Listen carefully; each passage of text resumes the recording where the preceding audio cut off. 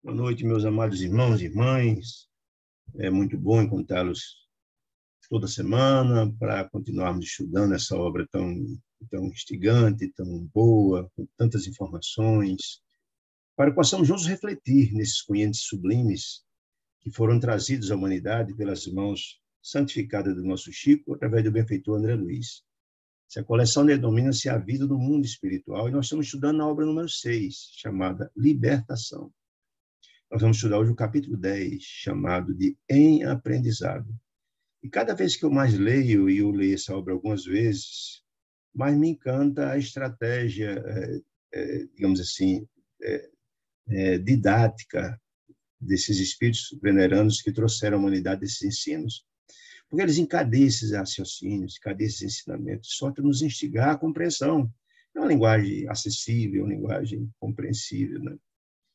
E nessa obra ele traz bastidores muito interessantes dos chamados mundo das sombras, considerações muito interessantes, muito importantes, mostrando como por que esses mundos são amoldáveis a tanta dor, tanta angústia, a falta de luz, a falta de vida de natureza, porque as mentes entranhadas no ódio, no ressentimento e nas dores, conseguem amoldar aquele ambiente, porque o fluido cósmico universal, que está em todo canto, ele é moldável, né? Da mesma sorte que as colônias espirituais felizes, que têm belezas extraordinárias, também é o fruto do pensar, do sentir, do amor das criaturas que lá estão. Então, quando se fala que você faz o ambiente, isso é um fato. Você faz o ambiente. Por isso, traz para a gente também a compreensão, quanto mais harmonioso for o nosso lar, mais beleza, mais fraternidade, e por sintonia, traz as entidades da luz. Então, são ensinos que ficam para cada um de nós, né? Por outro lado, também a gente vê, tranquilamente, é muito fácil compreender, desde o começo do livro, a gente vê esse grande embate das sombras tentando evitar o trabalho da luz. A gente tem absoluta compreensão de que as sombras são temporárias e a luz é eterna. Ela preponderará, mas cedo ou mais tarde a vitória da luz acontecerá. E vê de forma muito clara também a estratégia de um e de outro, né? As criaturas da luz trabalham com planejamento metódico, equilibrado, harmonioso, para que tudo venha correr bem, né? Quanto mais sublime o espírito, mais isso é levado em consideração. E as entidades das trevas, ao contrário, são grosseiros, grotescos, cruéis, brutais, fisionomias horripilantes, que traduz o perispírito também é moldável, que tem no coração passa para as feições, né? Risadas terríveis, espalhafatosas, gostos truculentos, não se preocupa com a sensibilidade, com o sofrimento alheio, não. Ao contrário dos entidades da luz, sempre são ponderados, amorosos, se preocupam, falam manso, falam com humildade, com fraternidade. Então, a gente vê isso em todas as letras aqui, né? Então, essa obra traz considerações muito interessantes. Como no capítulo anterior, nós vimos, dentre outras coisas muito interessantes, o diálogo entre o próprio Gregório e Gúbio, com todo equilíbrio, com toda tranquilidade, o esforço que ele fez para se colocar dentre o grupo de obsessores de Margarida, como uma forma de estar ao lado para tentar trabalhar o coração dessas criaturas, porque a gente entendeu o seguinte: as criaturas, por mais que seja ignorante, se é o caso de Gregório, um espírito que está há mais de 300 anos nos vales de dores e angústias, um sacerdote importante, um dirigente importante, ele é um juiz com grandes poderes, mas até essas criaturas também, como são filhos de Deus, e como filhos de Deus, eles também transformam, se renovam, porque é uma lei do universo, tudo se transforma, não é? Por isso, quando se fala que esses mundos infelizes de horror acabarão um dia, é fato. Isso é simples de entender. Na hora que a humanidade avançar no seu processo de evolução, no seu processo de autoiluminação, e chegar a umas criaturas aqui renovadas, cada vez teremos essas criaturas que dominam a cada um de nós, pela nossa ignorância, por sintonia, cada vez mais terão possibilidade de nos dominar. E ao tendo menos possibilidade de nos dominar, porque vamos evoluir, não teremos sintonia com eles, eles vão procurar onde tem essa sintonia para buscar, porque eles exploram essas criaturas, explora cada um de nós, vampirizando, etc, etc. Não é? E também, se tem menos criaturas infelizes, grotescas e brutalizadas, são menos que vão para esses ambientes. Portanto, esses ambientes de dor, as regiões infernais, terão cada vez menos criaturas. Não é? E a transformação de todos eles acontecerá. Nós vemos mesmo que os dragões que comandam esses ambientes de sombras, eles mesmos não são demônios eternos, não, são criaturas como nós, diz a doutrina espírita, que vai evoluindo. Então, no futuro, ninguém sabe quando, depende do proceder de cada um de nós, fala-se da renovação da Terra, que a Terra se transformará no mundo de regeneração. Isso acontecerá um dia, porque a luz, volto a dizer, ela é eterna, as sombras são temporárias, né? É importante a gente entender isso. E também vê-se aqui todo um trabalho de Gubbio, e volto a dizer, não é só o Gubbio que está desenvolvendo essa tarefa, ele tem por trás Dona Matilde, a mãe de Gregório, um espírito altamente iluminado, que, por outro lado, por trás dela, tem os guias espirituais, dá todo um trabalho das regiões celestiais, dando suporte a esses trabalhos, desses equipes como a de Gubbio, né?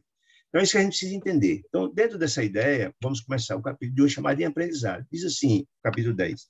É retorno à casa. Retorno de onde? Lembra que o marido de Margarida tinha levado ela para a missa?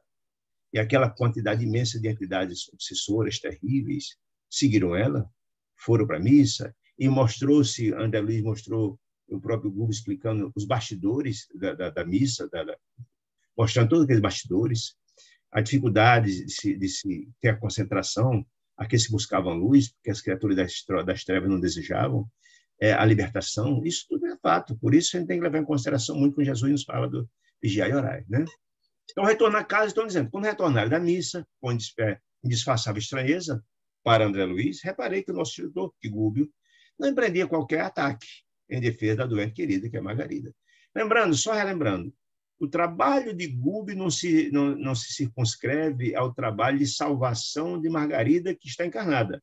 É uma jovem de cerca de 37 anos, que foi filha dele, de Gubbio, em encarnações passadas, e foi esposa também de Gregório, esse espírito das trevas, há muito tempo atrás. Né? Não só é salvar ela, mas também resgatar Gregório, mas também resgatar um grupo de espíritos infelizes que estão ao redor deles. É interessante entender isso, lendo o livro Amanhecer da Nova Era e Transição Planetária, o benfeitor Manuel Filomeno de Miranda fala que o grande trabalho hoje das equipes espirituais não é só resgatar as entidades infelizes, ignorantes, mas os grandes magos das trevas, os adversários do Cristo. Adversário por quê? Não, Jesus nada fez para que eles fossem inimigos, não, ao contrário. Mas os homens utilizaram utilizaram-se do cristianismo, utilizaram os ensinamentos da Boa Nova de Jesus e cometeram atrocidades absurdas em nome de Jesus. A Inquisição queimou muito líder religioso pelo fato de ter uma religião distinta. Muitos, e esses que faziam em nome de Jesus, a revolta deles era com Jesus. Então, as próprias cruzadas cometeram atrocidades absurdas. E essas criaturas estão no mundo das sombras, trabalhando profundamente para que as luzes dos ensinos de Jesus não prosperem. Então, o grande trabalho feito hoje é para resgatar esses magos das trevas, porque essas criaturas comandam multidões de espíritos infelizes, e aí é um processo de asepsia mesmo feito, de evolução, de renovação, porque a transição está se dando no mundo das trevas. Sim, quem lê essas obras de Manuel Filomeno de Miranda, de Valdo Pereira Franco, pode perfeitamente analisar. São os bastidores do mundo espiritual hoje, no processo evolutivo. Né? Muito bem. Então, a jovem senhora, então, André Luiz não entendia por que Gubbio não partia para cima para resolver o problema na inexperiência de André Luiz, né? E a sabedoria de Gubbio, que tudo tem seu tempo. Tem hora de plantar e de colher. Muito bem. Então, disse André Luiz, a jovem senhora, Margarida, novamente detida no leito, semi-aniquilada, coitada, sofrendo profundamente, o processo obsessivo de mais de 60 obsessores, dúzias e mais dúzias de ovóis, etc., sugando suas energias, põe os olhos no ar vazio, disse ele, absolvida de indefinível pavor. Imagine dúzias e mais dúzias de ovóides o tempo todo sugando as energias e falando. As informações chegam ao cérebro da pessoa. Sente a presença dele, sente as energias de horror, o sentimento de horror, não consegue apalpá-lo, mas sente a presença deles. Imagine aí o estado de espírito de uma criatura dessa. Um dos insensíveis magnetizadores presentes, a insinuação de Saldanha, lembrando que Saldanha era o chefe desses 60 obsessores, né? Começou a aplicar energias perturbadoras ao longo dos olhos, torturando as fibras de sustentação. Imagine, gente, o magnetizador colocando energia nos olhos, dificultando a sustentação da própria pálpebra. Imagine, isso não tem controle. Imagine uma situação dramática, né? Não somente o cristalino do olho, em ambos os olhos, denunciava fenômenos alucinatórios, mas também as artérias oculares revelavam-se sob fortes modificações. Então, era uma coisa terrível. Várias dúzias de ovóides sugando energias, o tempo todo passando energia e energias infelizes para essas criaturas.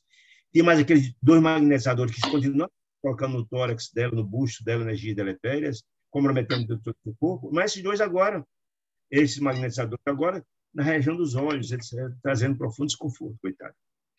Percebi, disse André Luiz, isso é importante, a facilidade, olha a informação importante, com que os seres perversos das sombras hipnotizam suas vítimas, impondo-lhes tormentos psíquicos que desejam. E aí eu volto a dizer 2 considerações importantes que eu sempre falo, mas nunca é demais falar de novo. Primeiro, Kardec nos diz, no Livro dos Espíritos, que somos mais influenciados pelos espíritos que imaginamos, muitas das vezes somos dominados por eles. Nós vimos isso na obra de André Luiz aqui também.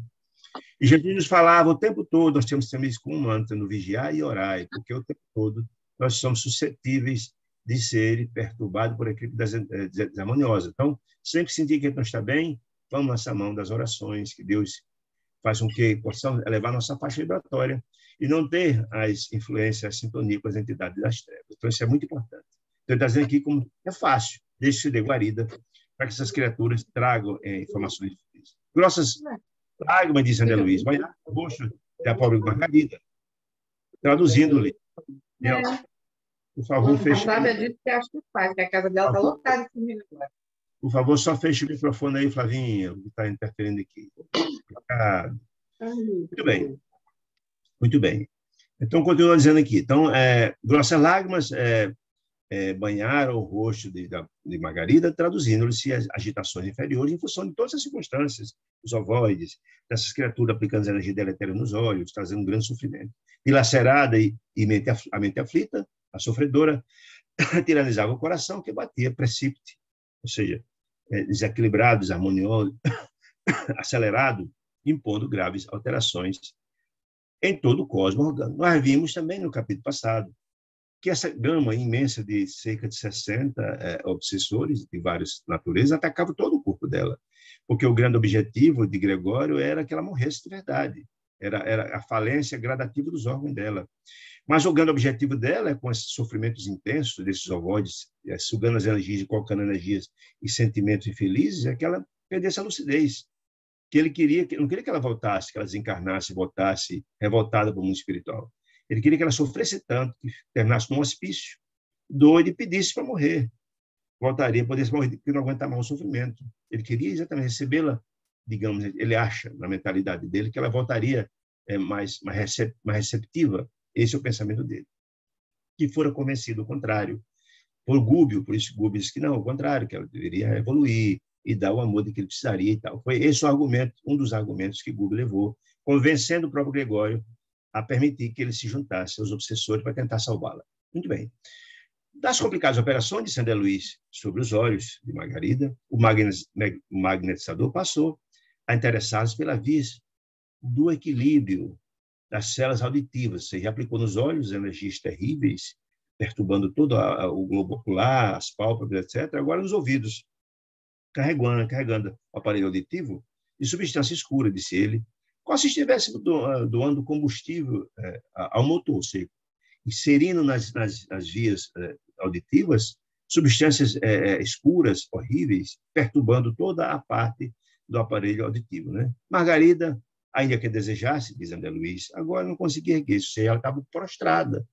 As forças estavam sendo sugadas por dúzias e mais dúzias de ovoides e mais essas energias deletérias colocadas no busto, no tórax, nos ouvidos e nos olhos. Né? Compacta emissão de fluidos tóxicos misturava-se à linfa. A linfa é uma espécie de um líquido que carrega os glóbulos brancos dos canais semicirculares. Então, estava atacando todo o organismo. Lembra que lá atrás, quando Gúbio pede para se juntar ao grupo, aí Gregório, olha, acho que é tarde demais, a situação dela está, praticamente, ela está prestes a desencarnar, acho que é muito tarde, não tem mais jeito. Então, a situação dela, efetivamente, era periclitante, situação muito difícil. E, efetivamente, com a narração de André Luiz, mostra que a situação dela era muito séria, muito grave. E André Luiz pela inexperiência deles, e, puxa, ele não entendia porque Gúbio não enfrentava logo os Uis, não enfrentava para valer os obsessores. Mas, se assim fosse, nós sabíamos colocar todo o trabalho a perder. Não pode ter precipitação, e o mundo espiritual evoluído não trabalha sem planejamento. É tudo meticuloso, é preciso plantar para poder colher. Então, tem a hora de plantar e colher. Então, e Gúbio, com sua sabedoria, entendia isso perfeitamente. Bom, terminada a esquisita intervenção, foi determinado por Saldanha, se pode dizer, Saldanha é o chefe desses 60 obsessores, determinado por Gregório, né? Dispensou ele, Saldanha, os terríveis colaboradores que aplicaram as energias deletérias nos olhos e também nos ouvidos, à exceção da dupla que se incumbia do hipnotismo, na região do bucho, na região do tórax, né? Alegando que havia serviço em outra parte da cidade. Ou seja, esses colaboradores que estavam aplicando a energia deletéria nos olhos e nos ouvidos foram dispensados, ficando os demais. Outros casos, disse André Luiz, aguardavam a legião de Gregório, ou seja, o caso de Gregório, esse espírito trevoso, infeliz, não só se restringe ao trabalho grave, obsessivo em Margarida, não. Vários outros. Ele atende uma legião de criaturas imensas a serviço dele, porque essas criaturas, quanto mais infeliz, trevosa, ele tem um exército a seu serviço, que são material de manobra deles, que utilizam-se, como esses os ovóis. Os ovóis nem sempre estão obsidiando e sugando e sendo problema de vampirização. As vítimas nem sempre são inimigos deles, mas eles são utilizados são instrumentos para isso, né? Então, é isso. Então, boa parte desses obsessores, desse grupo, foi encaminhado para outros serviços da seara de Gregório. E Margarida, disse André Luiz, no parecer do chefe da tortura, no caso Saldanha, já receberam suficiente material de prostração, ou seja, ela estava prostrada, não conseguia, para 30 horas seguidas, então não precisaria estar ali o tempo todo aplicando as mesmas energias. Ela estava lá prostrada, sem condições de levantar e fazer qualquer coisa. Pouco a pouco, disse André Luiz, a casa se esvaziou, porque boa parte dos obsessores foram cumprir outras missões a mando de Gregório, né? Semelhante agora à desprezada comédia de moribundos vorazes, aquelas criaturas infelizes. Contudo, disse André Luiz, aí permaneciam na casa, portanto, de Margarida, Saldanha, que é o chefe desse grupo imenso, os dois magnetizadores que aplicavam as energias deletérias na região do tórax do busto, né? Nós três, quem? André Luiz, Saldanha e nós três. André Luiz, Gregório e Eloy, André Luiz, Gúbio e Eloy, mais Saldanha, os dois magnetizadores e os ovóis, que estavam lá, várias dúzias de ovóis que continuavam sugando as energias, vampirizando a pobre da Margarida, certo? Muito bem. A sós, com o temível obsessor, quem? Com Saldanha, o chefe dos obsessores, Gúbio, procurou sondar-lhe o íntimo discretamente. Essa é a estratégia. Quem comanda aquele grupo certamente tem fragilidades. E a estratégia de Gúbio, que certamente tinha alguns conhecimentos prévios sobre essa situação, era tentar tocar a sua alma, para que, tocando a sua alma, ele, na qualidade de dirigente daquele grupo de obsessores terríveis, seria a forma de chegar à assistência a Margarida. Muito bem. Sem dúvida que a sua fidelidade, esse é Gúbio falando a Saldanha, sem dúvida que a sua fidelidade a compromisso assumido, no caso, declarou a Gúbio, no caso, é bastante significativo. André Luiz Gúbio enaltecendo o trabalho que ele tem recebido para comandar aquele grupo de espíritos no sentido de matar Margarida. Isso é impressionante como você recebeu sua fidelidade, esse compromisso é muito grande. Aí, enquanto Saldanha sorria, envaidecido, porque se achou importante com a fala de Gúbio, quando no olhar penetrante e doce, é a estratégia de Gúbio, né, de tentar entrar o íntimo de Gregório. Aí perguntou, mas que razões teria um Gregório, ou seja, a criatura que mandou você fazer essa tarefa de comandar essa equipe tão terrível, para conferir a missão tão delicada? Perguntou Gúbio a Saldanha. Aí Saldanha disse, meu amigo, é ódio, meu amigo. Explicou ele. Aí então Gúbio perguntou, mas ódio que é essa senhora, Margarida? Perguntou ele. Não é propriamente ela, mas o seu pai, juiz, sem alma, que devastou o lar. E aí vem uma outra questão para a gente entender. Muitas das vezes os processos obsessivos têm várias facetas, tem vários olhares, várias razões. No caso ali do Saldanha, ele estava ali comandando aquela equipe de 60 entidades, não por raiva a Margarida, não tinha nada contra a Margarida, mas é o pai dela, que ele queria punir por via transversa a família. Então, ele tem essa finalidade, punir a família da qual Margarida era filha desse juiz, né? Mas também as razões de Gregório já eram outra. As razões de Gregório eram pessoais em cima de Margarida, que foram companheiros dele no passado, muito longínquo, né? Mas das 60 outras criaturas não eram mera massa de manobra, instrumentos de tortura desse grupo infeliz. Veja, são várias questões. Os avós têm a menor noção, estavam ali sendo utilizados, como aqueles outros, que nada contra nenhum, nem contra Margarida, muito menos contra a família dele, né? Aí ele começou a narrar por que esse ódio imenso que tinha ao juiz, o pai de Margarida. Faz 11 anos, disse ele, sim, ele disse que esse juiz, o pai dele, devastou o lar dele, Saldanha. Aí começou a narrar a história. Faz 11 anos, precisamente, que a sentença cruel de um magistrado, no caso o pai de Margarida, caiu sobre os meus descendentes, ou seja, a família dele, exterminando-os. Imagine, não é uma coisa fácil. Imagine aí a responsabilidade que tem uma sentença de um magistrado, ou um trabalho de um promotor, ou algo do gênero, essas pessoas que têm uma sentença de um juiz, se ela for justa, ela pode soerguer alguém que está em desgraça. Se ela for justa, ela pode colocar alguém no despenhadeiro. A responsabilidade é muito grande, né? Há que ter uma responsabilidade muito grande quando você lida com a vida dos outros. Se você cometeu injustiça, isso pode causar gravíssimas consequências, como vamos ver aqui o caso da família de Saldanha. Muito bem. E diante da expressão de real interesse de Gúbio, ele continua a narrar a história dele. A família dele foi exterminada, segundo ele disse. Então, logo abandonei o corpo, tanto logo ele desencarnou, e Saldanha está falando, premido por uma tuberculose galopante, revoltado com a pobreza que me lançara em extrema penúria, morreu pobre, miserável, né? E de tuberculose, não pude afastar-se do ambiente doméstico. E também uma outra história. Normalmente, as criaturas que são apegadas, que não têm o conhecimento da imortalidade, que não têm a compreensão que nós somos espíritos eternos, a única coisa que ele tem de compreensão e não tem como acender algo de mais feliz, que ele vê a felicidade é a casa paterna. Então, é comum os relatos de muitas pessoas que desencarnam, apegados que são não só a matéria, o que tem, não é o caso dele, porque ele não tinha quase nada, era miserável, economicamente falando, mas a família. É a única coisa que ele tinha. Então, ele não conseguiu ascender, ir para ascender mundos mais felizes, porque não tinha mérito, não tinha, digamos assim, ascende e acesso aos mundos mais felizes. Então, voltou-se para a família. Nós já vimos isso no ano passado, no capítulo passado de outras obras, que às vezes acontece um processo de obsessão, não porque a pessoa tem raiva, mas fica ali sugando as energias, dormindo com a mesma pessoa, almoçando com aquela mesma pessoa, sugando as energias daquela mesma pessoa. E foi o caso dele. Ele ficou ali obsidiando, porque não conseguia sair do raio da família, né?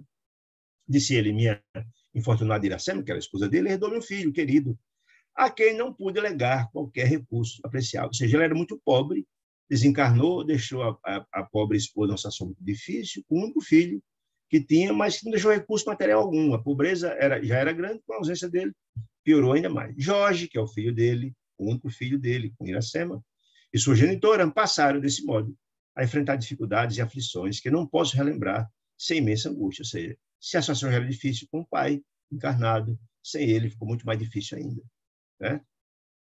Operário de rua de serviço braçal, quem? Jorge, o único filho de Saldanha e Iracema, certo? Meu filho, não conseguia sustentar dignamente a casa, porque o ganho era mínimo. Lembra que nessas épocas, livro da década de 40, naquela época não tinha CLT, não tinha carteira assinada, não tinha nada. Naquela época, até aquela época, a situação era muito difícil, era uma indigência muito grande, sem proteção nenhuma, né? Então, não tinha condições de sustentar dignamente a casa, definhando-se-lhe a mãezinha por subalimentação, em padecimentos continuados e sofridos em silêncio, ou seja, miséria imensa, tanto de Jorge como de Iracema. Ainda assim, Jorge, o filho, casou muito cedo com uma colega de trabalho dele. Ele era um trabalhador braçal, como falei, que a seu turno lhe deu uma filhinha atormentada e sofredora, porque também era paupérrima, miserável, uma situação muito difícil. A única filha de Jorge e a esposa, a filha, portanto, a neta de Saldanha. A vida corria desesperadamente pela pobreza e a miserabilidade para o lar desabilitado, subalimentado, pouco recurso e desprotegido, quando certo crime constituído de roubo e assassino, esse crime chama-se roubar e assassinar a vítima, chama-se latrocínio, é matar para roubar, né?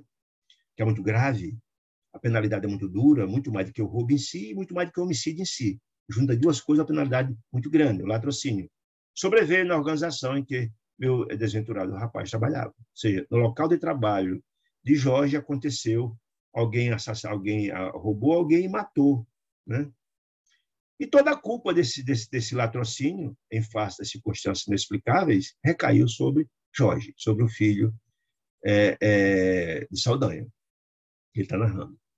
Acompanhei a prisão imerecida porque está dizendo que quem cometeu o homicídio e também o roubo e o homicídio não foi Jorge. Foi colocado dele uma responsabilidade que ele não tinha, né? A polícia não conseguiu encontrar o verdadeiro e, às vezes, infelizmente, acontece isso. O mais frágil dessa história, às vezes, recai que não tem condições de pagar os advogados para se buscar se defender, coisa do gênero, né? Muito bem. Prisão merecida e sem qualquer recurso para ampará-lo. Ele. Entenda, naturalmente, Saldanha estava desencarnado. Ele devia estar no mundo espiritual buscando a sua... Mas ele estava lá na casa, então estava vivenciando tudo isso. Seguiu os interrogatórios, disse ele, infernais. Aqui foi submetido Jorge, o filho, né? Como se fora homicida vulgar, tratando como fosse, né? Apesar de ter sido inocente. Ora,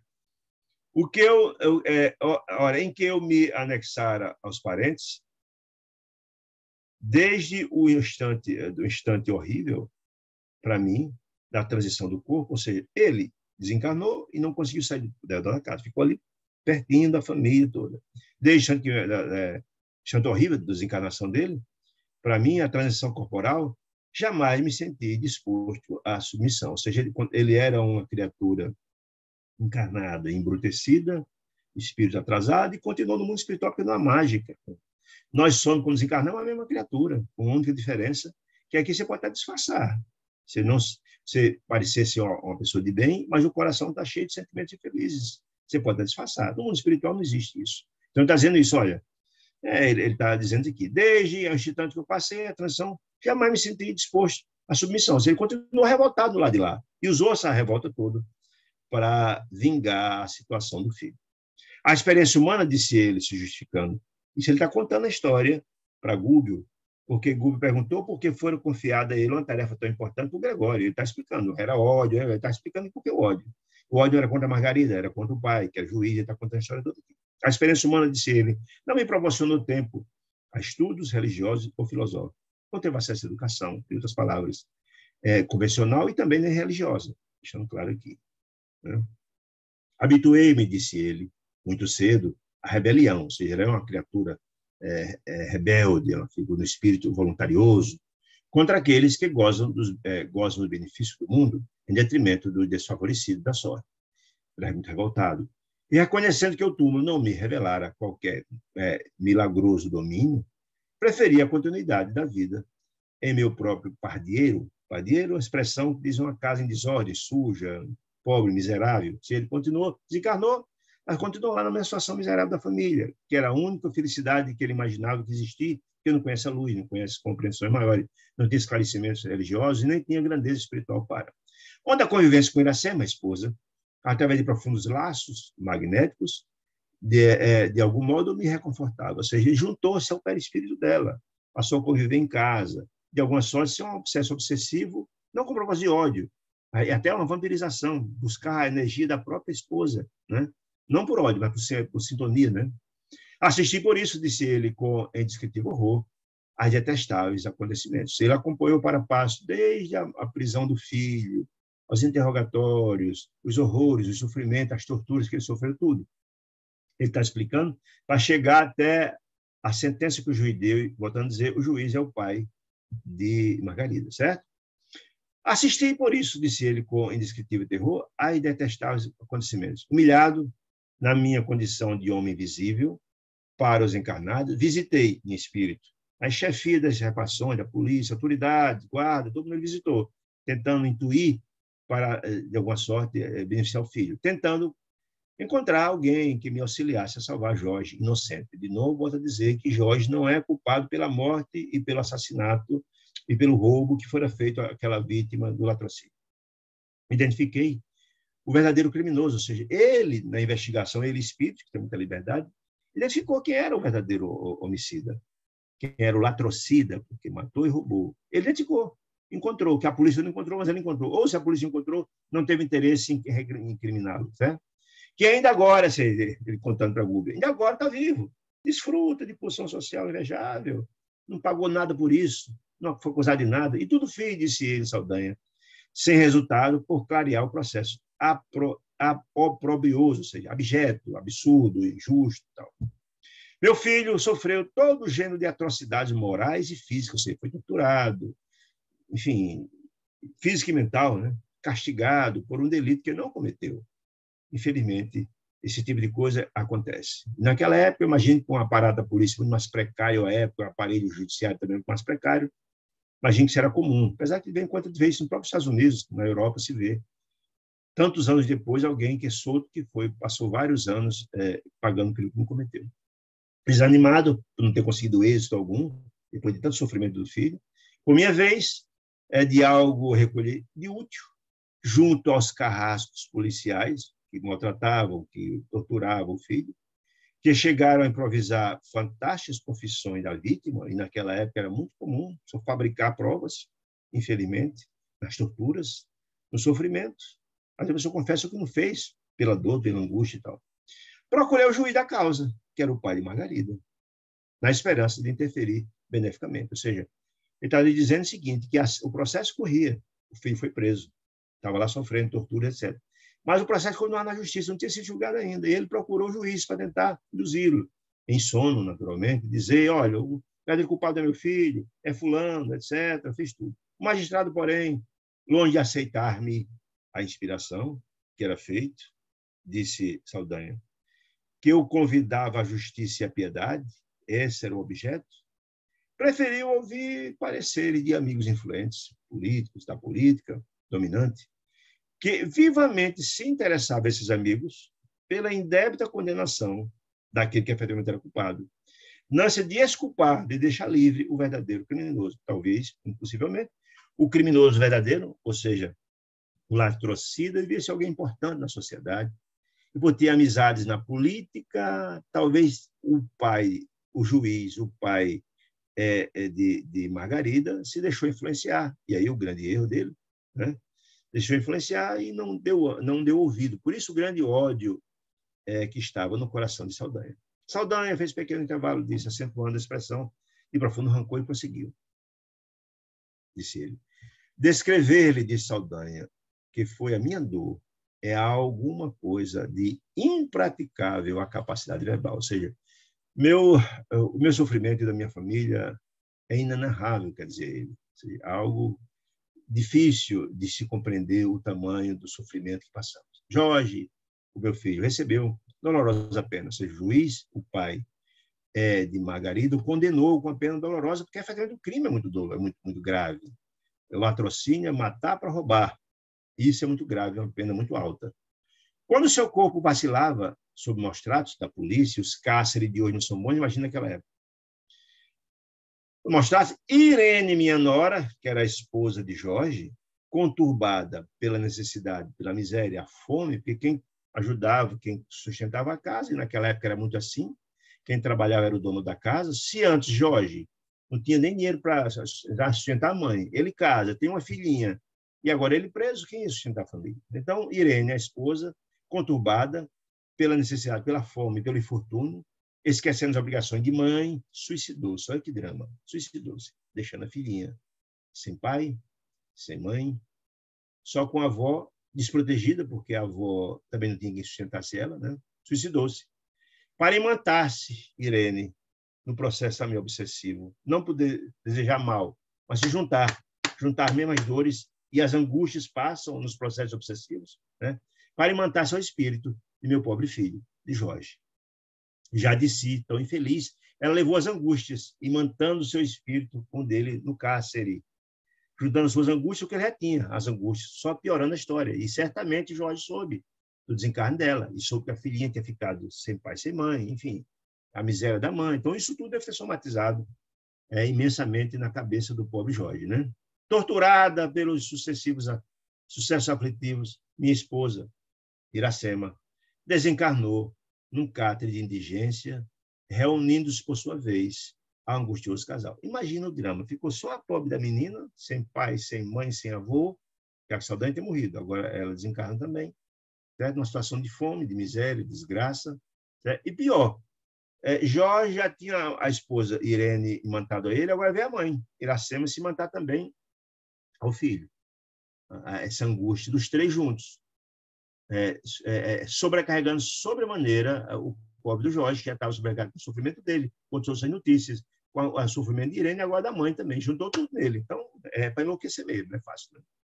Né? Minha neta, a filha de Jorge e de Irene, hoje menina e moça, mais ameaçada por um incerto porvir, pelas circunstâncias todas, sem ninguém quiser por ela que proteja e com fome e tal, até no serviço doméstico, aqui mesmo, nesta casa, na casa onde eles estão, na casa do juiz, na casa de Margarida, onde translocado, irmão de Margarida, como se não fosse pouco, né? Mais essa história, o irmão de Margarida procurando arrastá-la sutilmente para o grave desvio moral, ou seja, o irmão de Margarida, portanto, filho do juiz também, que ele tem ódio, ainda estava tentando se aproveitar da menina, que não tinha pai, não tinha mãe, não tinha avô, não tinha ninguém. Imagine o drama. A situação de Saldanha justifica-se, claro, mas é uma situação muito dramática. O juiz, que aqui preside a Assembleia Familiar, ou seja, era o chefe daquela família, Margarida, o irmão e mais ele, acho que não tem outras pessoas, e trabalha lá a menina neta, portanto, de Saldanha, preside esse familiar, recebendo-me em sonho, depois da sentença, etc., ao sonho, as promessas de vingança, ele, mostrando todo esse drama, e certamente em sonho procurou o juiz. Olha, você desgraçou minha família, assim, assado, eu vou acabar com todo mundo. Ainda estão agora tentando se aproveitar da minha neta. Olha a situação. Buscou colocá-la. Ele captou a mensagem sobre a promessa de vingança de Saldanha, né? Então, trouxe a menina para dentro da casa dele para trabalhar lá, junto aos seus próprios parentes, empenhado em reparar, de algum modo, o seu crime. Quer dizer, certamente o juiz tinha compreensão do grave crime que cometeu. Porque a informação que deixa aqui Saldanha é que ele sabia que o rapaz, em princípio, era inocente. Olha que gravidade. No entanto, apesar disso o quê? Dele ter trazido a filha para proteger a neta, a filha de Jorge e Irene e a neta de Saldanha, trabalhando na casa dele. No entanto, apesar disso, meu desforço não se fará menos enérgico. Ou seja, ele está justificando o ódio que ele tem, imenso, por isso que acabar com a vida de Margarida, amando de Gregório, certo? E ele está sendo instrumento de Gregório, que ele não odeia, na verdade, a Margarida, mas é o pai dela, que é o juiz, e também, de alguma sorte, o irmão de Margarida, que está tentando se aproveitar sexualmente da neta dele. Surpreendido, notei que o nosso orientador, que André Luiz dizendo agora, que Gúbio não ensaiava qualquer doutrinação, pousando os olhos cheios de simpatia no interlocutor, murmurando apenas. E é interessante. Lembra que o tempo todo Gúbio não toma nenhuma atitude de ataque para resolver o problema. Ele o tempo todo tenta minar, tenta criar simpatia e confiança de Saldanha. Então ele estimulou, disse, olha, você, como é que você vai me dar, como é que você foi dar uma confiança para um caso como esse, elogiando, de alguma forma mexeu com os brilhos dele, e agora olhar de simpatia, buscando trazer a confiança o tempo todo, conquistar a confiança de Saldanha. E já sabendo o drama de Saldanha, ele vai exatamente encontrar alguma brecha para ajudar Saldanha, para conquistá-lo definitivamente. Realmente, disse Gúbio, a Sementeira da Dor é uma das mais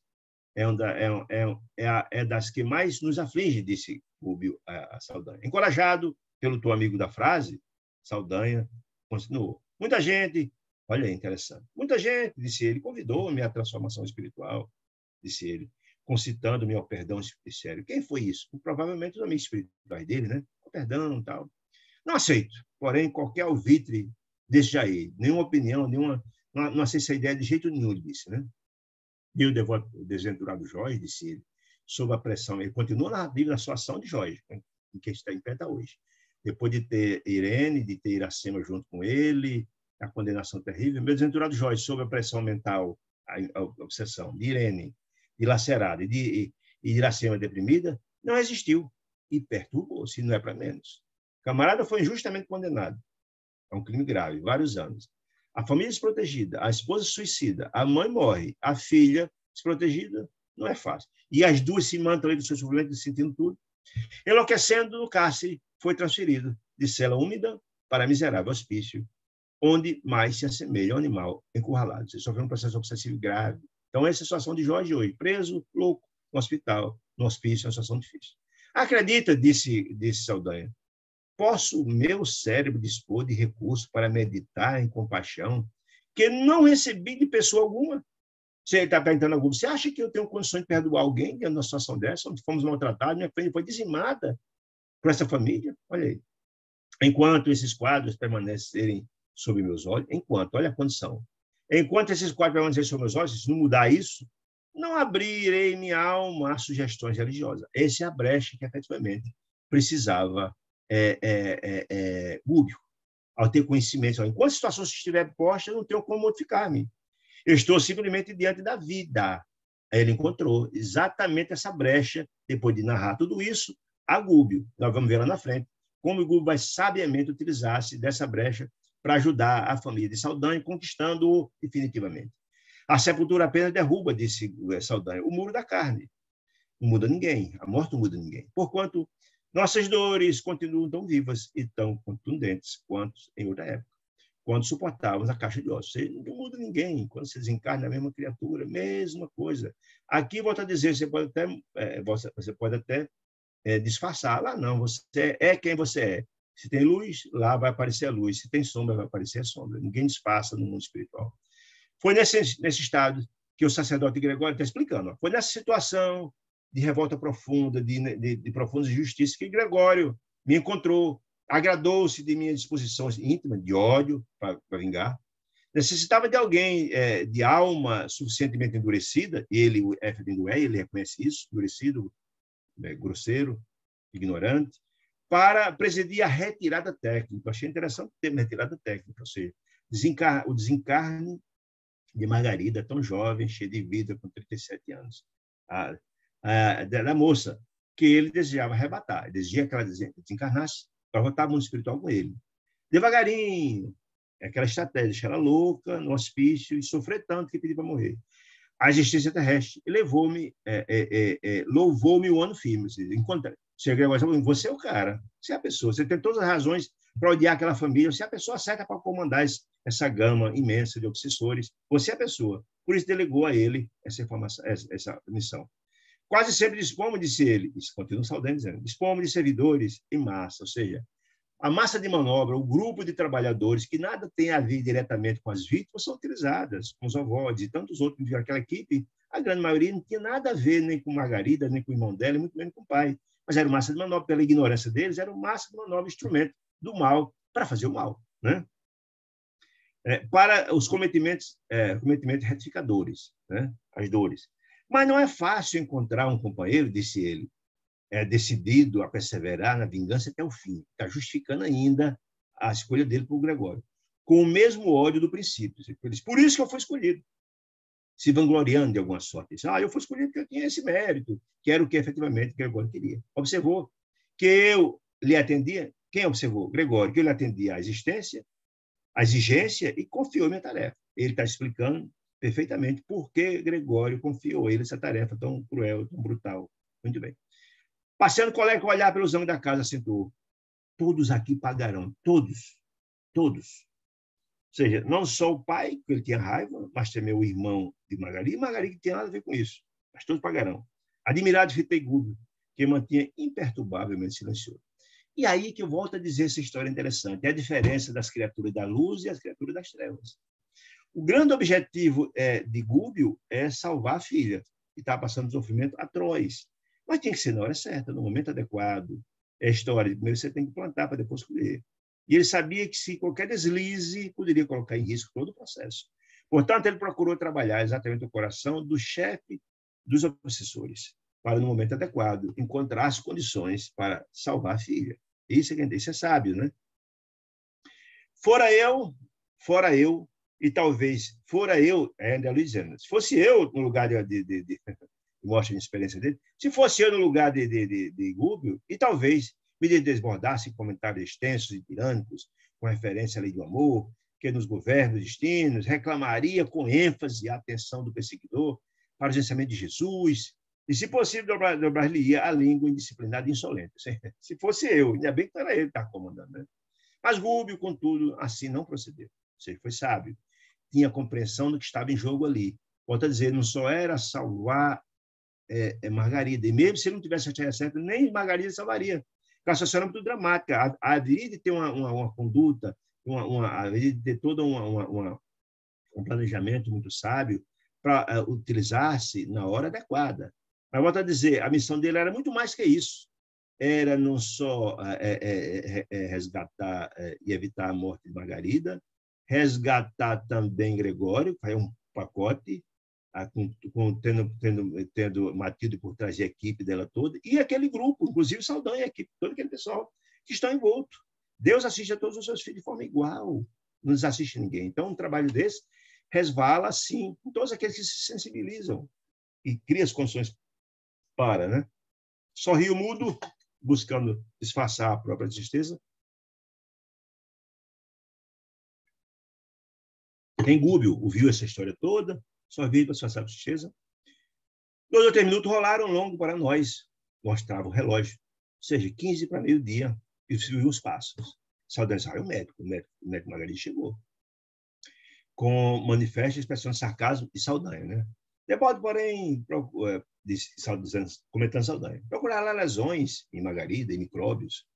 Quase no mesmo instante, um cavalheiro de idade madura penetrou o recinto, era o médico, em companhia de Gabriel, o esposo da vida. Agora quem sabe o nome do esposo de Margarida, que é Gabriel. Tem o médico e Gabriel, o esposo, que chegou junto com o médico.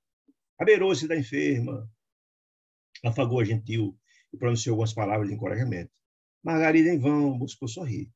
Faltando-lhe forças para tanto, estava prostrada, coitada, com tantas energias colocadas no bustos, nos olhos, no ouvido, a situação não tinha energia para nada, sendo sugada o tempo todo pelas dezenas de ovoides.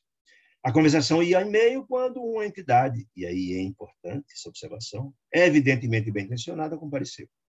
É interessante.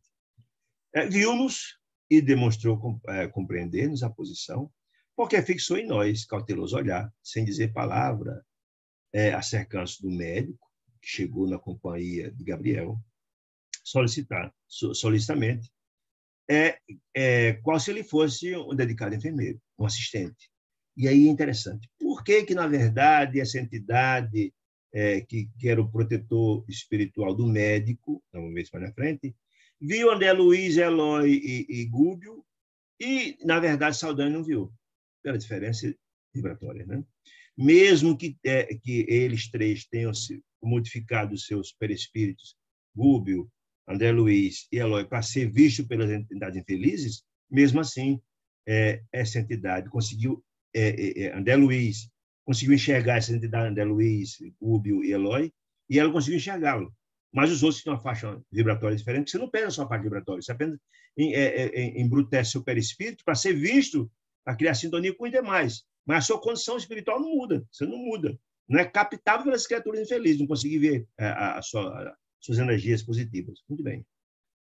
Então, o médico não parecia profundamente interessado no caso. O médico chegou, analisou, mas ainda disse que ele não viu, que estava tão entusiasmado. Só escutou Margarida, entrega um certo torpor inquietante, conversou com o marido, de maneira superficial, não mostrou muito entusiasmo, não, ao analisar o quadro de Margarida. Declarou que a jovem senhora, em sua opinião, estava acometida de epilepsia secundária, que colaboraria com outros colegas eminentes, e submetê-la a exames particularizados de lesão do cérebro meníngeo, que é a meningite, epilepsia, melhor dizendo, e falaria com os colegas sobre a possibilidade de fazer uma cirurgia. Talvez fosse a melhor alternativa, mas sem muito entusiasmo, sem muita convicção, né? Em seguida, porém, observei de André Luiz que a entidade espiritual que chegou na companhia do médico, que chegara com assistente, que eu assisti o médico, era um amigo espiritual profissional da profissão do médico, que era alguém ligado à área de saúde, que auxiliava nas orientações colaborava com o médico, e aí é uma informação interessante isso,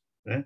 Ele vai explicar mais na frente, e todo pessoas que trabalham na área de saúde têm um assistente ligado àquela que intui, que orienta para que o trabalho flua, além do amigo espiritual que cada um tem, né? Com desvelo, passou a destra, a mão direita, na fronte do médico, como se desejasse transmitir algum aviso, alguma informação. Tal. O médico relutou bastante ao receber as informações da entidade, colocou a mão direita na fronte dele, mas ao cabo de alguns minutos, constrangido por sugestões exteriores da entidade, tudo bem, que não sabia compreender exatamente, o médico chegou a ideia, mas não sabia de onde é que vinha. Convidou Gabriel, o esposo de Margarida, a um dos anos do quarto e lembrou: por que não tenta o espiritismo? Olha que interessante. Por que você não tenta levar a sua esposa a uma instituição espírita? Pode ser algum problema de ordem espiritual, disse ele.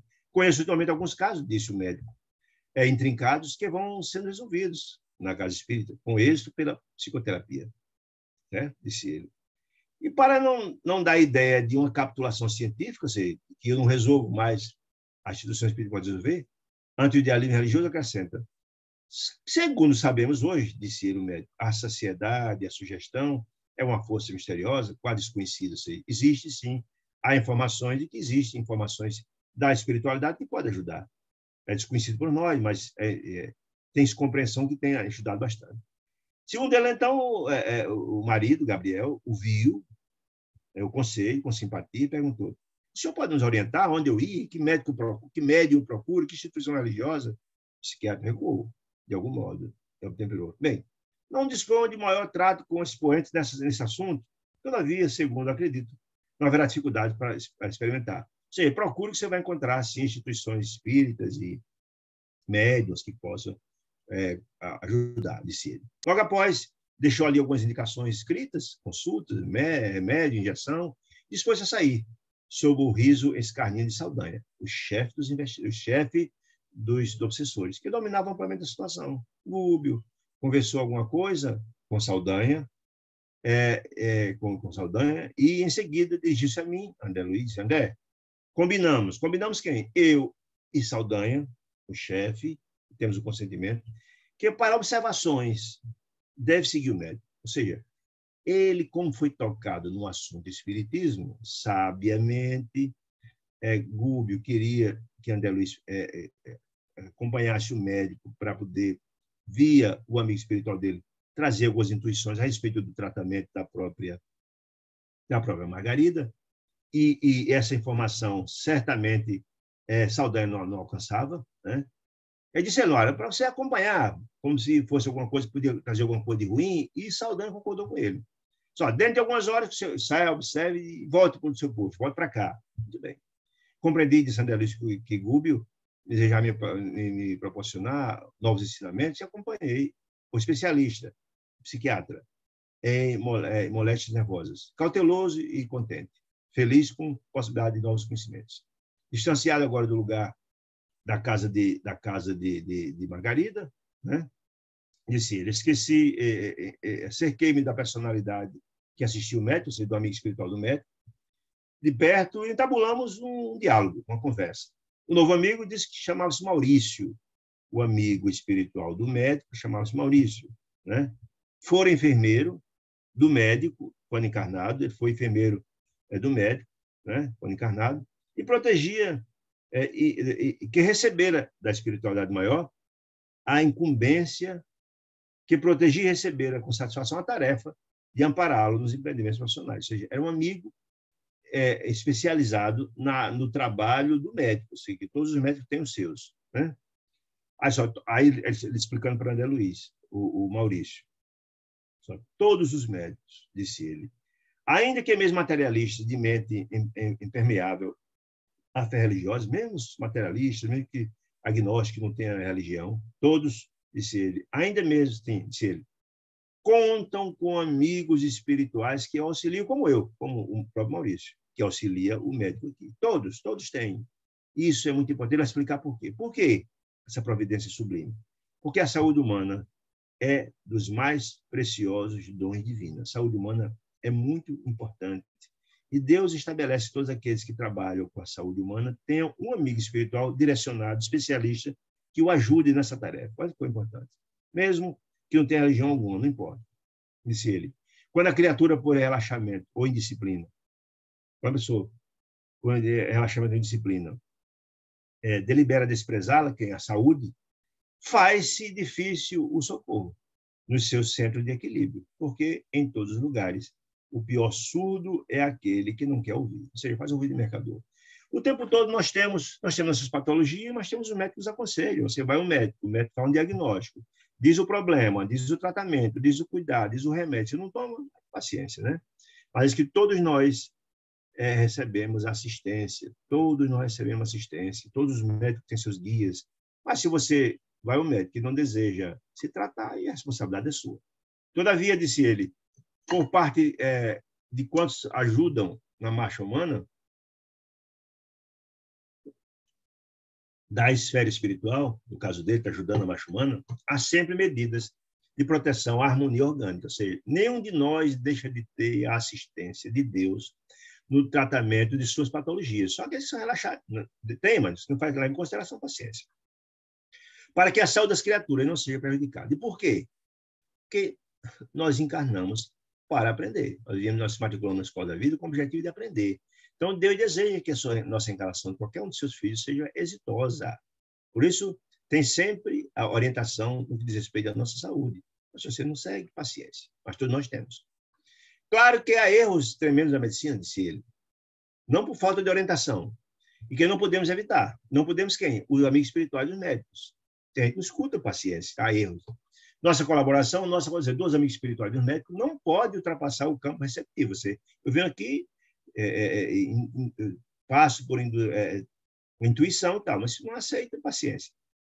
O campo receptivo daquele que se interessa pela cura alheia, no caso médico, os profissionais de saúde da cura alheia, os amigos espirituais chegam e orientam, assistem, mas isso não leva em consideração.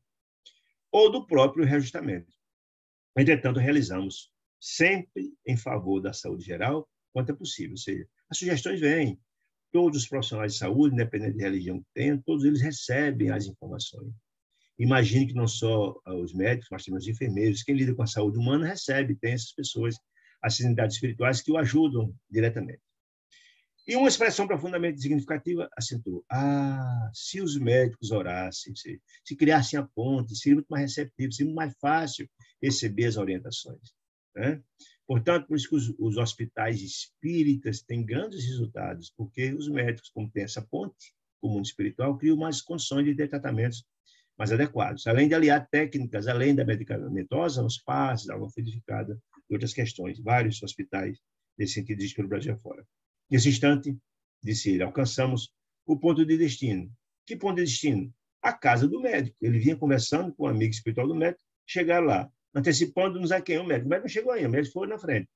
De algum modo, ao amigo encarnado, sob a minha observação, o médico. A residência confortável, não obstante, o famoso jardim, circundava, permanecia a casa do médico, transbordante de fluidos degradados. Ou seja, certamente, entidades espirituais infelizes estavam ali, porque esses fluidos estavam ali. Esses fluidos desagradáveis é sinal da presença de entidades perturbadoras, certo? O clima era perturbador, disse ele.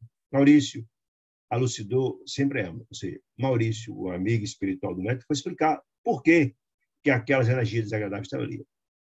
Estamos sumamente interessados, volto a dizer, estamos, o mundo espiritual, em que nosso amigo, o médico, se enfronhe no trato com as magnas questões da alma. Ou seja, o mundo espiritual faz tudo para que aquele médico se interesse pelos assuntos espiritualistas, religiosos, etc., etc., a fim de aperfeiçoar-se ele, aperfeiçoar-se como pessoa, melhorar seu próprio trabalho de assistência ao próximo em nome de Deus, o trabalho do médico, na tarefa junto à enferma. E aí vem uma outra questão interessante. Além de ser o trabalho de cada médico trabalhar pela saúde humana, deixa claramente aqui que também há uma interferência importante da equipe de Matilde no sentido da assistência, porque ele está falando diretamente, o próprio amigo espiritual, a enferma, está falando de Margarida. Ou seja, há uma interferência, sem dúvida nenhuma, da equipe da equipe de Matilde, da mãe de Gregório, e também que é protetora de Margarida, no sentido de ajudá-la. Por isso, caminhamos até aqui, por vias indiretas. Olha a estratégia. Nós encaminhamos quem? O mundo espiritual. Livros e publicações acerca do assunto. Que assunto? A religiosidade, o espiritismo, de outra, né? Entretanto, contra o nosso desejo da equipe espiritual, não somente preponderam os preconceitos de classe médica. E aí, infelizmente, tem essa história. Antigamente mais, mas hoje ainda existe muito preconceito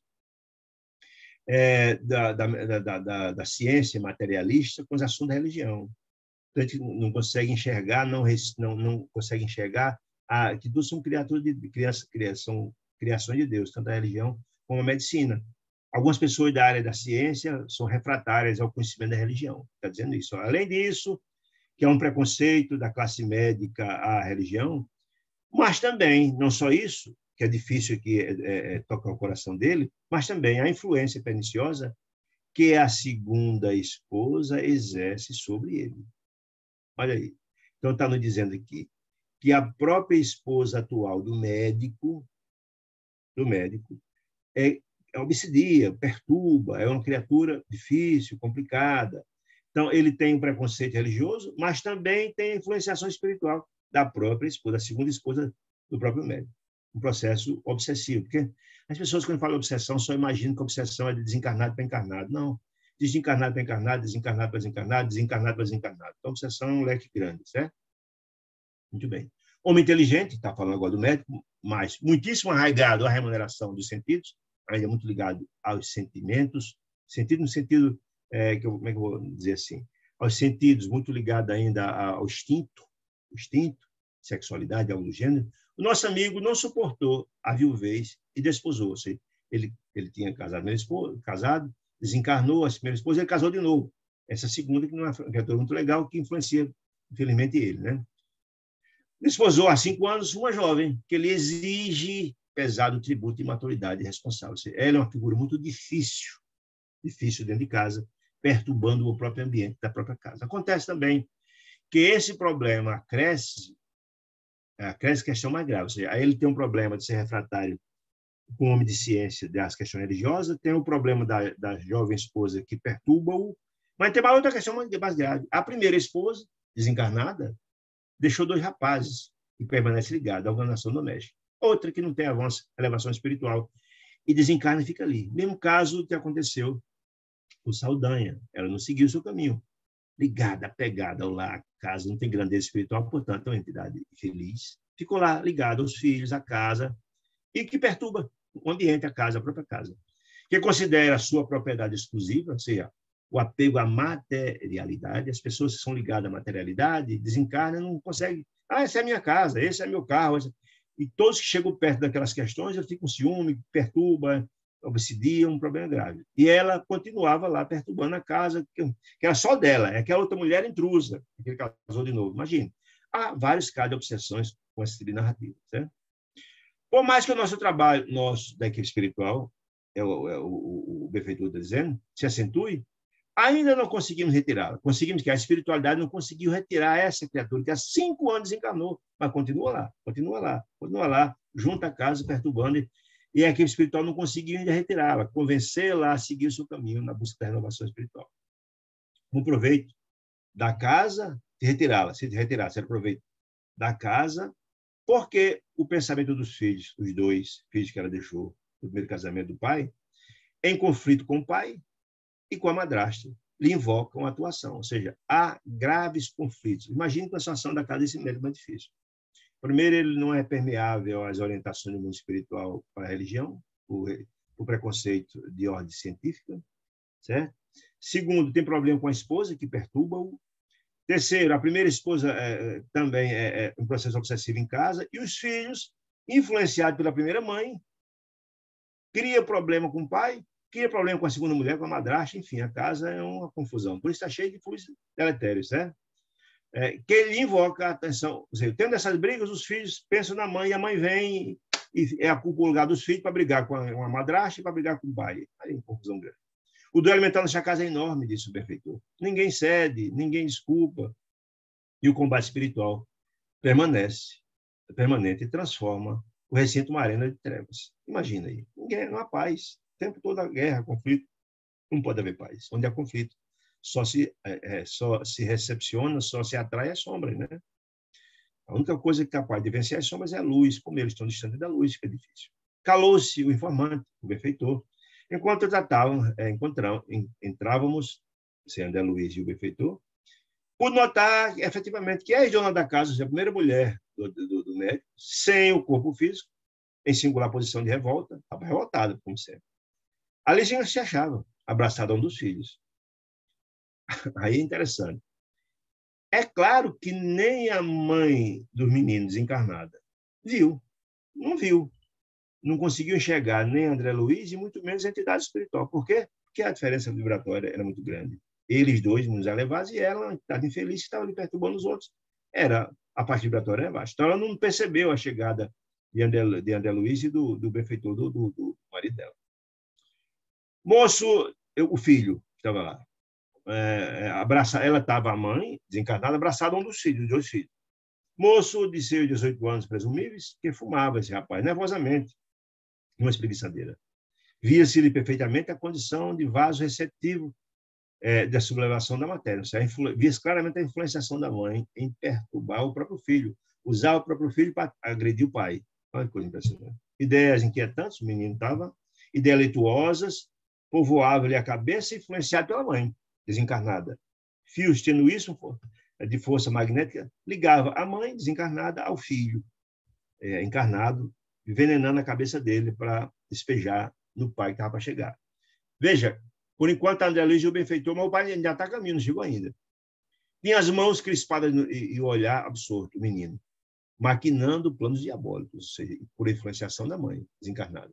E por mais que o envolvesse o socorro de Maurício, nem ele, nem aquela que ele fora, que for ciumenta mais genitora, se mostravam suscetíveis de receber a influenciação restauradora. Ou seja, Maurício, que era o benfeitor, amigo espiritual do médico, junto com André Luiz, tentaram influenciá-la, a ela desencarnada e o próprio menino, para desarmar aqueles anos, mas não foi encontrada ressonância, né?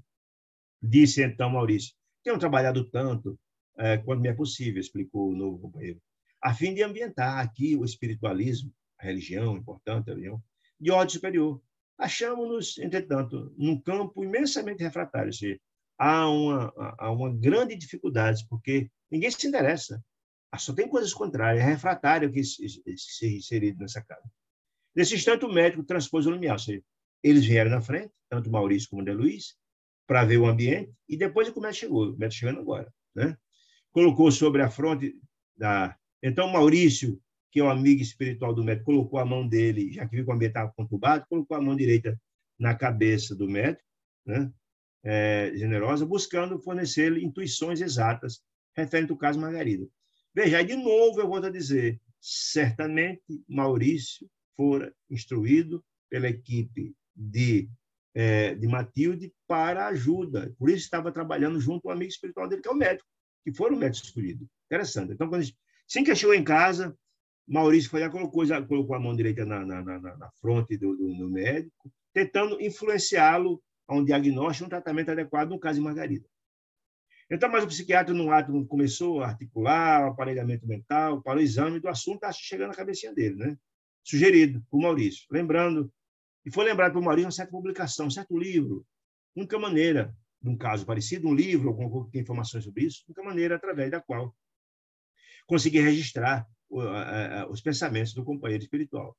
Mesmo assim, o esforço não logrou isso. Ou seja, a forma que Maurício encontrou foi dizer: olha, aquele caso lá daquela senhora em Margarida tem na revista X, artigo tal, dê uma olhada aí no livro tal.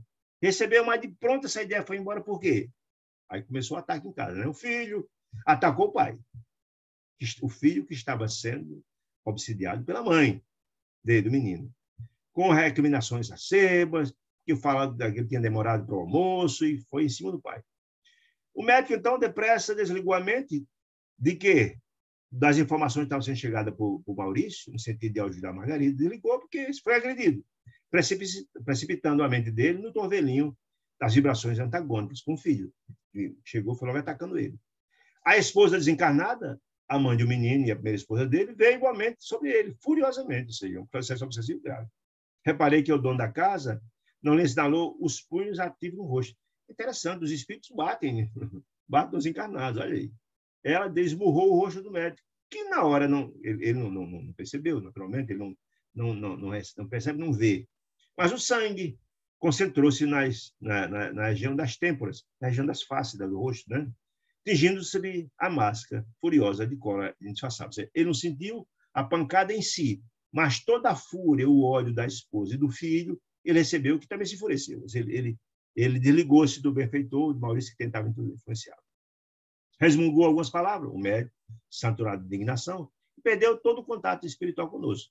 Com o Maurício, o amigo espiritual dele, com o André Luiz. Maurício indicou como sofreu tristeza e acentuou: olha, é sempre assim, a gente tenta, mas é difícil, muito difícil aproximarmos, disse ele, os amigos espirituais, aproximarmos na esfera física daqueles a quem não nos propomos auxiliar. Por quê? Por essa dificuldade, a falta de base religiosa, a falta de sintonia espiritual, tudo isso, e além disso, os processos obsessivos que às vezes acontecem. Eles é muito difícil desse jeito. Conseguimos algum êxito, disse Maurício, né? Surgem ensejos valiosos de realização espiritual, como presentemente ocorre no caso de Margarida, tendo para Margarida. No entanto, novas tentativas redundam em rematada frustração. Ou seja, a gente tenta, mas não há sintonia, não há receptividade, não há condição de se materializar pelas dificuldades que o próprio médico tem de assimilar as informações. E o ambiente aqui também perturbador dificulta, né? Um homem intelectualizado, ele fala sobre o médico, pela responsabilidade acadêmica que tem com o médico, por si, deveria sentir-se tanta curiosidade perante a vida, ou seja, buscar, espiritualizar, renovar-se, abstendo-se de certo comércio mais intenso com a satisfação egoísta da experiência do corpo, ou seja, sabendo os instintos, buscar mais a espiritualidade, quer dizer isso. Porém, a criatura costuma persegui-la, essa experiência, até, nos sentidos, até o desgaste completo carnal do corpo, que é sério, ou seja, usa as energias até o fim e faz um vídeo mercador para o chamado dos céus. A gente tem visto isso muito nos relatos de André Luiz. Por mais que a convoquemos, por mais que a espiritualidade convoque a preciosa viagem da periferia para o centro, ou seja, buscando introjetar o coração, de renovar-se, deixar a parte de fora e buscar trabalhar o coração, a fim de que ela se amolde nos imperativos da vida que o espera depois da carne, e quando se desencarna, você tem que enfrentar uma vida, muitas pessoas não têm essa compreensão, que além do sepulcro você é hora da prestação de contas, né? Nosso esforço do mundo espiritual, disse ele, é quase sempre considerado adiável e inútil. Ou seja, a gente não entende que o nosso tempo passa, e cada dia, cada momento, cada hora não volta mais, aquela passou. Viemos cumprir a missão. E vai chegar o momento, não é só com os outros que desencarnam, não, nós também vamos ter que desencarnar e vamos prestar conta do que fizemos. Jesus dizia isso. Conhece a árvore pelo fruto, o homem pelas suas obras. Colhe isso que planta. Então vai chegar o nosso momento. Mas, às vezes não entende, acha que só os outros morrem, só os outros enfrentam dificuldade. Não, é o que está dizendo aqui, vai chegar. Né? Mas muita gente não se toca nisso. E quando chega essa atitude no momento da dificuldade, quando a dor aperta, quando a doença grave, é que eu podia ter feito, aí o tempo passou, né?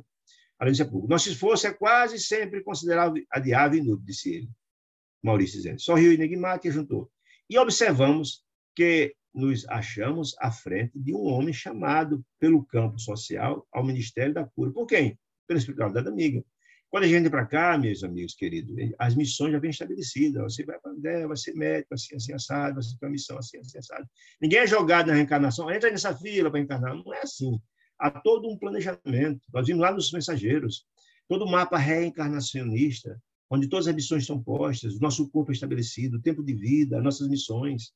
Né? Quando dormimos, diz Chico, que a nossa vida é um livro que é escrito uma página cada dia, durante o dia a gente tem a liberdade de escrever a página de hoje, mas a parte de trás, sob a influência dos amigos espirituais, que orientam, que informam, é reescrita a 4, 6 ou 8 mãos, tentando ver se a gente é consciente disso, das nossas responsabilidades diante da vida. Mas muitas vezes fazemos o vídeo mercador, é que está dizendo que é isso. Né? Muito bem. Bom, nesse intervalo, ele chegou, uma discussão com o filho sobre a orientação da esposa e tal. A família se reuniu para jantar, aposta a mesa. A segunda esposa, ou seja, a esposa atual do médico, me impressionou, disse André Luiz, pelo apuro da apresentação. Não obstante, saber que é uma criatura inferior, mas ele disse, olha, era bem apresentada, um rosto, a pintura bacana, era admirável, esse traje elegante, sóbrio, a joia discreta, um penteado harmonioso, realçando-lhe a profundeza do olhar. Mas, não adianta esse bom gosto, em princípio, da parte material, rodeava ela de substâncias fluídicas e deprimentes. Ou seja, ele era um espírito efetivamente inferior, né? Porque exalava dela essa condição espiritual dela. Olha, o halo plúmbio, que halo é esse, gente? É nossa aura. Plúmbio significa chumbo, escuro. Halo plúmbio denunciava a posição de inferioridade. Era um espírito inferior. Só tinha a casca bonitinha, organizada, roupa organizada, só. Seu corpo de carne, mas o espírito era inferior, né? Socialmente, aquela dama deveria dar devia ser de fino trato. A história do lobo em pele de cordeiro, né? Muito bem. Contudo, terminado o repasto, terminado o almoço, estava almoçando, deixou positivamente evidenciada sua deplorável condição psíquica. Ou seja, é interessante. Ela estava ali, toda arrumada, organizada, etc., etc., mas depois do almoço, ela foi repousar, foi descansar, e aí o espírito aparece com toda a sua beleza ou fealdade, né? Essa aqui é a verdade, né? Mas ela deixou a sua deplorável condição psíquica. Depois de uma discussão, menos feliz com o marido, depois do almoço, ela foi discutir com o marido. A jovem senhora deitou-se para uma siesta, que é aquele soninho depois do almoço, muito comum na Espanha, por exemplo. Um divã largo e macio. Intencionalmente, Maurício, o amigo espiritual do médico, convidou, vem aqui para você ver uma coisa, para você ter uma compreensão da situação. Convidou-me a espreitar-lhe o repouso. Ou seja, quando a gente descansa, quando a gente dorme, o espírito sai, se projeta, né? Há uma projeção do espírito, fica só o corpo físico. Maurício convidou-me a espreitar-lhe o repouso. E, com enorme surpresa, André Luiz, aturdido mesmo, não lhe vi os mesmos traços fisionômicos da organização perispiritual, que é abandonar a estrutura carnal, entrega ao descanso. Ou seja, ela, o corpo de carne era bonita, a roupa era elegante, os traços eram maravilhosos, mas o espírito tornara-se irreconhecível de si. Alguma semelhança era de notar-se. Sim, o rosto do espírito parecia alguma coisa com o rosto de encarnado, mas, afinal de contas, a senhora tornou-se irreconhecível. O espírito dela, que saiu do corpo, que se projetou, irreconhecível.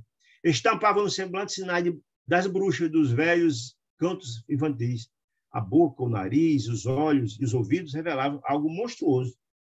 A história das aparências engana, né? É a história do lobo em pele de cordeiro, né? Ser uma pessoa toda organizadazinha, polida por fora, mas o espírito cheio de ódio, de ressentimento, de planos infelizes, etc., etc. É o caso dessa senhora, né? Então, esse pobre médico era um infeliz, coitado, porque tinha os 2 filhos que obsediados pela mãe, a primeira esposa obsediava ele, a segunda esposa era esse ser monstruoso, que também obsediava, brigava com ele, então era um lar muito conturbado, né?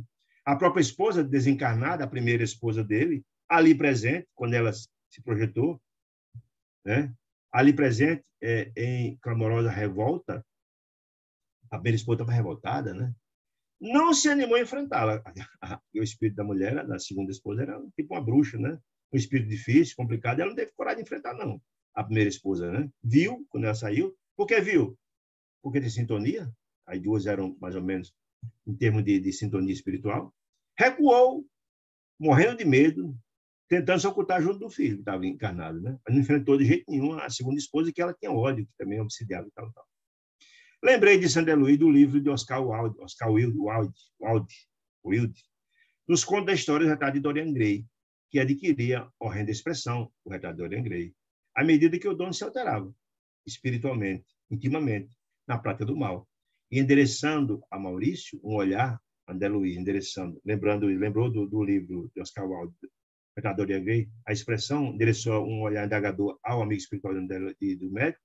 Ele recebia a indagação, sim, meu amigo, disse ele.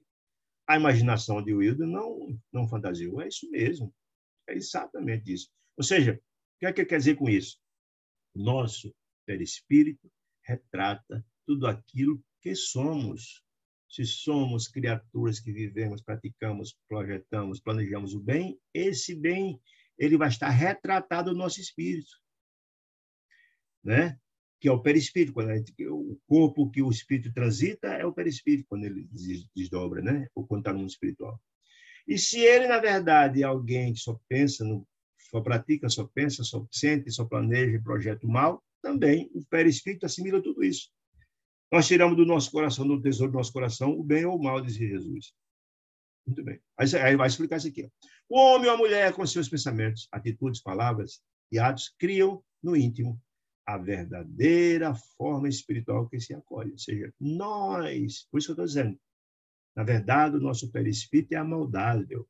A gente encarnado pode até esconder, era o caso dessa senhora. Mas quando o espírito é projetado, era horrendo, porque era uma criatura horrenda, má, infeliz, tal.